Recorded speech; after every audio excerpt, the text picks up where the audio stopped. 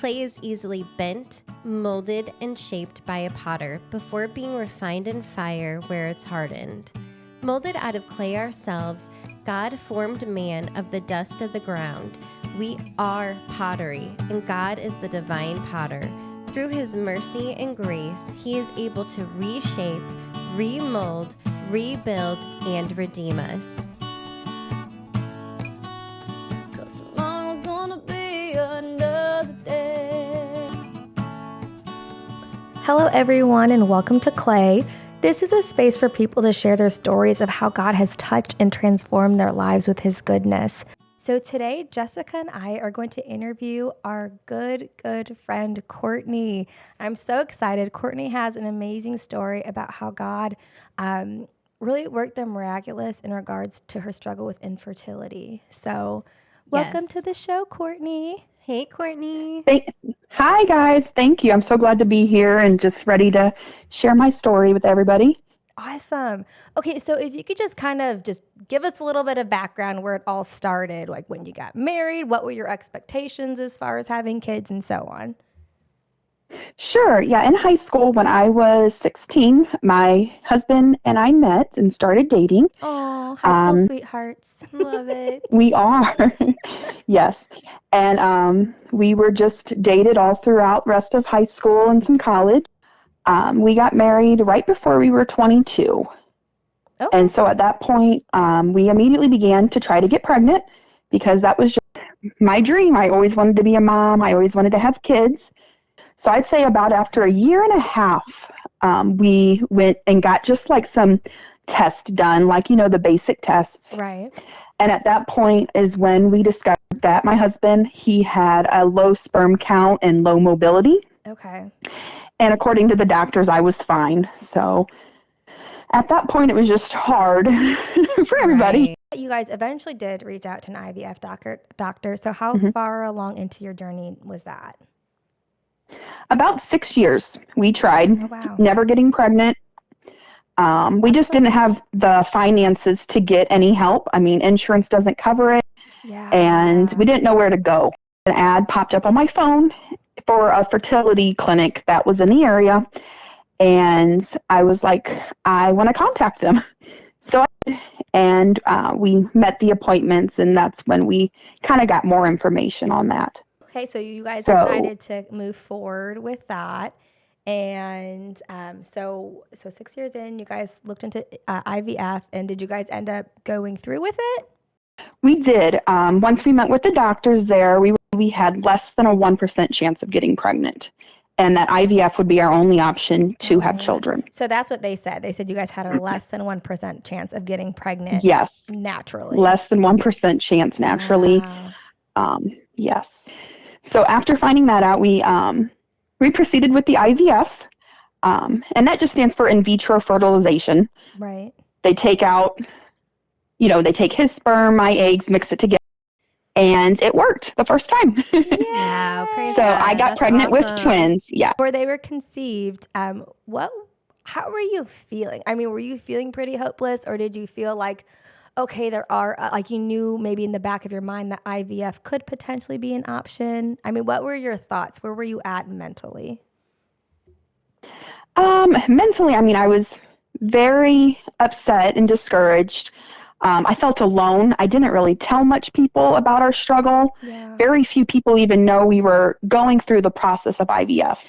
Wow. And then even just with my husband, I knew he had a lot of shame because he couldn't provide like the one thing that I wanted, which was to be a mom. Right. And so just every month when, I knew I wasn't pregnant, I would just cry alone in the bathroom and then just pull myself together because, I wanted to be strong for him. Yeah. Right. That's so hard on a couple. It's not just the mom. I know infertility just so impacts couples and marriages, and it's ironic that you say you feel alone, which I mean is understandable. while all the while we know infertility is not an uncommon thing. Oh no. Like there are many. It's really not. So many. Yeah, there are many other people. And I mean, gosh, once I start hearing people's stories, I'm like, oh, wow. I didn't even realize until I guess more Yeah, it's just such like a taboo subject. People just don't talk about it, and they just do it ashamed and embarrassed and alone, Right. Yeah. Well, thank you so much for you coming on here and talking about it with us. I really, really admire I do, and I want to get this out because I want people to know that they're not alone. Yeah. And there's people out there going through the same exact thing as them, and that there's hope. Yes, there is hope. And, saying 6 years almost kind of minimizes it, but that's 6 years times 12 months. That's 12 letdowns times 6. And that's just, devastating whenever that's all you want is to conceive a baby. Yeah, just over and over again. Yeah. Yep. Can you imagine getting rejected that many times, and not getting what you want for trying that many times? Yeah, just losing hope. And so, God blessed us, which is a beautiful, beautiful thing. And so you, I'm guessing after that point, you still decided that you guys might have children again after that, or you're going to keep trying IVF. What were your thoughts with that?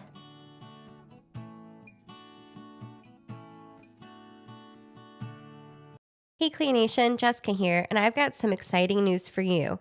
Now you can show off your love for Clay Podcast with our brand new merchandise collection. From cozy hoodies that wrap you in comfort during your podcast sessions to stylish mugs that hold your favorite beverage while you tune in, we've got something for everyone. And that's not all. Our exclusive t-shirts feature the inspiring Bible verse Isaiah 64:8 that'll keep you motivated throughout your day. But wait, there's more. By purchasing our merchandise, you're just not getting cool items, you're also supporting Clay Podcast.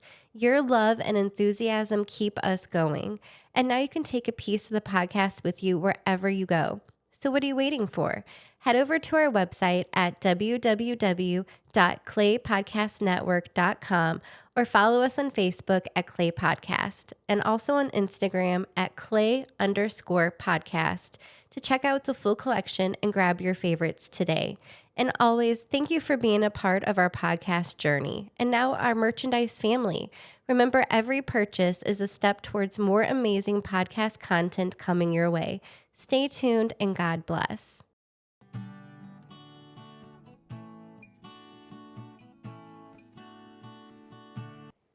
With the IVF process, we had 4 embryos total. So we did the 2 with the twins, and then I had 2 left.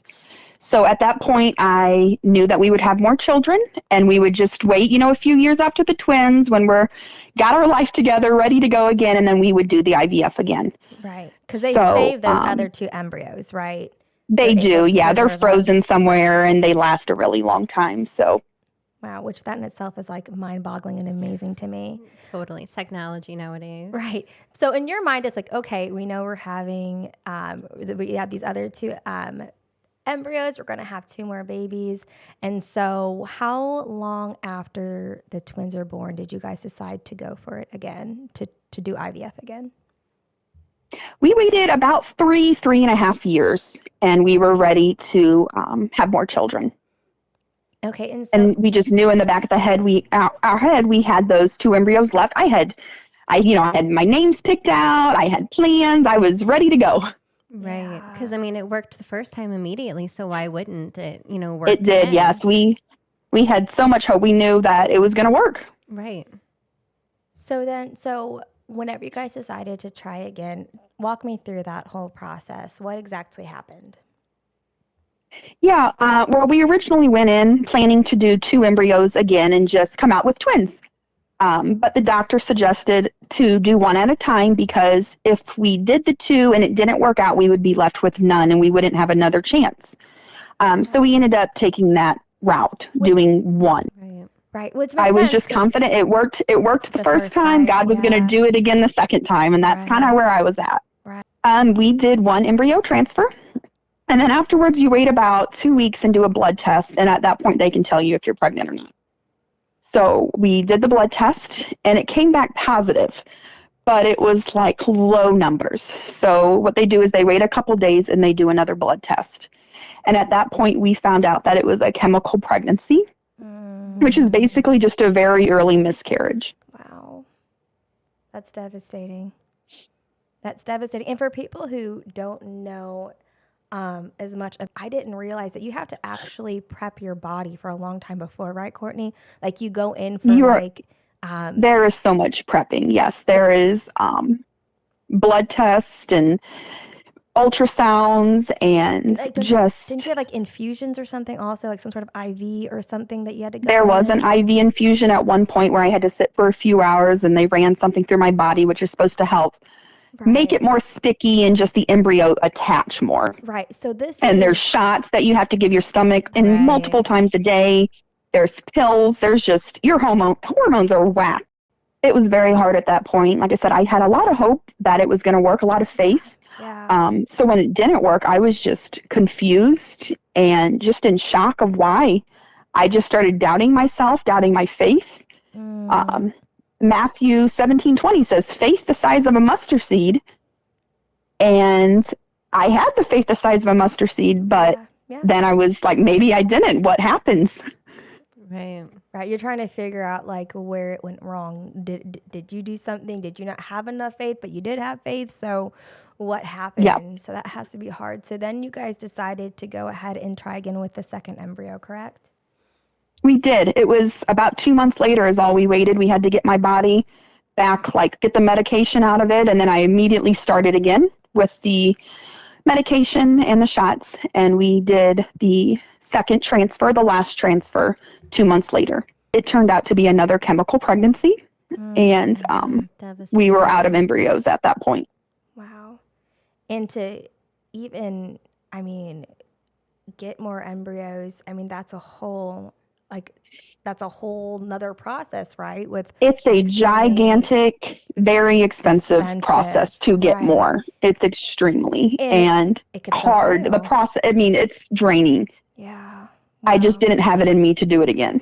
Right. Totally understandable. That's really have to have 2 unsuccessful transfers. That had to be really, really it was, and those were my babies. Painful. They are. Exactly. Yes. For 3.5 years, I thought of them and prayed about them and had names for them. I was very thankful for my twins, and I knew I was blessed, but my heart was not full.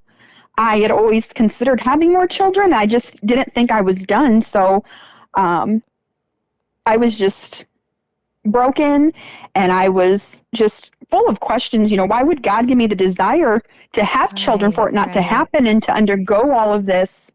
Why would God allow, for me to lose those 2 babies? Right. So within a few months, I immediately began looking into adoption and fostering. And I thought maybe that was God's will to help another child out there that doesn't have the family to take care of them. Right. Right. And so I contacted an adoption agency, and they sent me the application. And as I sat there and started to begin to fill it out, I immediately felt like I was told to stop. Wow. This wasn't God's plan. Stop. Don't do this. It's not time yet. So I listened, and I did not fill out the application. Wow. Okay, so then what happened next? How long until anything changed? I immediately just began to pray more. Yeah. I began to push into my Bible more. Yes. And within, a year, I just really became comfortable with the family God blessed me with. And that took me a long time to do. Yeah. I was so thankful for my children. I understand there's so many families and women out there that don't get to get pregnant and get to have children. So I got very comfortable with just what I had and was just thankful. Yes. And content, I guess you can say. Yes. Okay, so now let's get into the miraculous part. So then what happened? I have a big smile on my face right now. Just thinking about it. Yeah. So in January of 2022, my church had the congregation fill out some prayer cards of what we hoped for and what we were going to pray for the year. I put 3 things on that card, and one of them was I needed to forgive somebody close to me. Mm-hmm. The second thing was to get pregnant, stay pregnant, and have a healthy baby. And then there was a third thing. Yeah. I just had some unforgiveness in my heart towards somebody. Yes. And I just knew that I needed to forgive them just for my own sake, not theirs. Yeah. Right. So I just began praying and seeking God's word and just looking up Bible verses and Bible plans all on forgiveness. And so would you say that that's something that you made that decision to do then around that time, is to extend forgiveness to that person that you had some bitterness towards? I did. I just, like I said, I had that on my heart. I put that on my prayer card, and I just immediately, it wasn't going to just come naturally. It was very hard for me. So I purposely started seeking that. And I would say by the end of January, I could feel a change in my heart, that I forgave that person, and that was just lifted. That burden was gone. Yes. Okay, so you made that decision to forgive in January. So then what happened in February? What happened in February was that I was about 2 weeks late with my period. But that happens every once in a while. It was almost like a tease. I'd get excited, and right. It ended up not being. So I bought a pregnancy test in secret and waited for my husband to go outside to do some yard work. And then I took the pregnancy test, fully expecting it to say no. But I took the test, and it was positive, which is the first time I had ever gotten a positive pregnancy test before. Wow. Praise God. That's amazing. My gosh. And that was with zero intervention. Like, that was natural conception with no treatment at all. Correct. There was no treatment, no help. I was always trying to get pregnant, but nothing, in particular to be done. Sure. Wow. That's so amazing. God is so faithful. So did you just freak out? I mean, I can't even imagine after all those years. Out. Oh, I looked at it. I was just in shock. I had to get the box out of the trash and compare it. And then I just went yelling outside for my husband to come inside, and he thought somebody was hurt. And I locked us in our bedroom so my kids didn't hear. And I told him, and I just collapsed on the floor in just pure joy. Oh my gosh, that's so and shock. Wow. God is so good. He's so faithful. And it's like he knew all along that was what was going to happen. And he had that plan for you all this time. And so to have it finally pass is that's awesome. So I think it's interesting how you talked about, forgiveness and unforgiveness being an issue that you were struggling with beforehand, because the Bible says that, unforgiveness can actually hinder our prayers. And I'm not saying that I don't want, and please don't hear what I'm not saying. I don't want anyone to think that I'm saying, well, if you have infertility issues, it's your fault because you're bitter. I'm not saying that at all.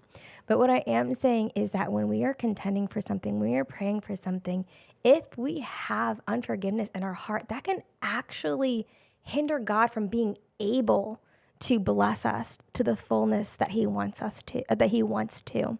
And so it was totally no coincidence. I mean, would you agree? It was totally no coincidence that in January you made that decision to forgive, and then February you got pregnant. Like, that's amazing. It is amazing, and I completely agree with you that it was correlated, and right after the forgiveness, yes. Wow. And I think he did that very intentional too.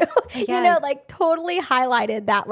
He could have had you got pregnant a couple months later, but was like, no, I'm showing you that because of you obeyed me and you forgave this person. He planted that seed, Yes. and then you went to sow it and made it happen, and, went after it, and just so obedient. Yes. It's like, your little reward was your baby. I love it.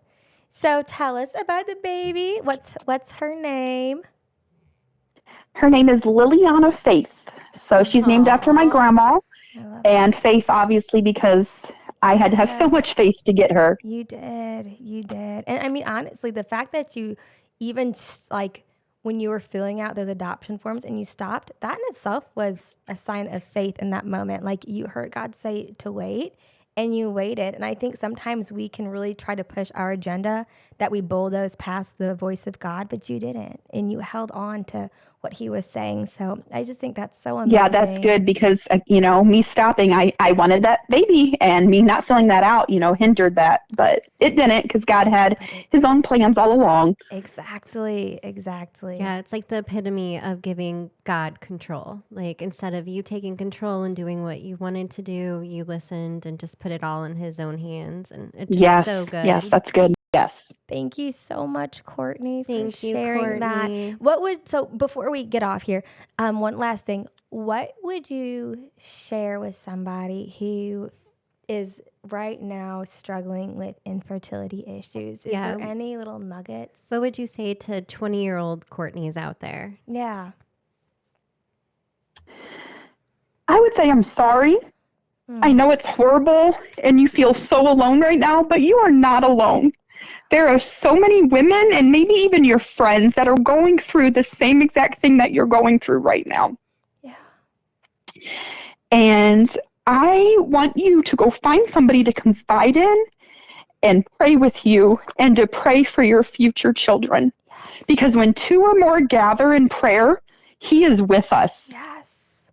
So good. So good, Courtnie. I don't, never, ever give up. Circumstances can change in a moment. I was giving up after IVF and the adoption, but my circumstances changed. I did not see it coming. It was a complete shock, but it was such a blessing. And it has just helped me so much grow with my patience and trusting in God. And I believe that the same thing can happen to you. Yes, so good. So good. And God, he is good. He's a good God, and he loves his children, and he wants good things for us, and his timing is perfect, even when it is challenging for us. So, yes. Awesome. Well, and I just have one more thing I wanted to share for that. Please do. I have a Bible verse on my heart that got me through these times. Yeah. And if it helps one person, that would be great. So it's Isaiah 60:22. And it says, the smallest family will become 1,000 people, and the tiniest group will become a mighty nation. At the right time, I, the Lord, will make it happen. Come on. And that is what happened for me, and I believe that will happen for other families and other couples out there as well. He will make it happen when the time is right. So good. So good, Courtnie. Awesome. Thank you so much. Thank you so much for sharing. Thank you for tuning in to another inspiring episode of our podcast. And our deepest gratitude goes out to our guests for sharing their incredible journey with us. If you're drawn to stories of deliverance, miracles, redemption, and testimonies, then we invite you to be a part of our show here at Clay Podcast. Your story could touch hearts and ignite hope. Join us in spreading faith and inspiration by completing the guest application on our website, www.claypodcastnetwork.com. And as always, a huge thank you for listening. Your support means the world to us. God bless. We don't need a map, we don't need a plan. Tomorrow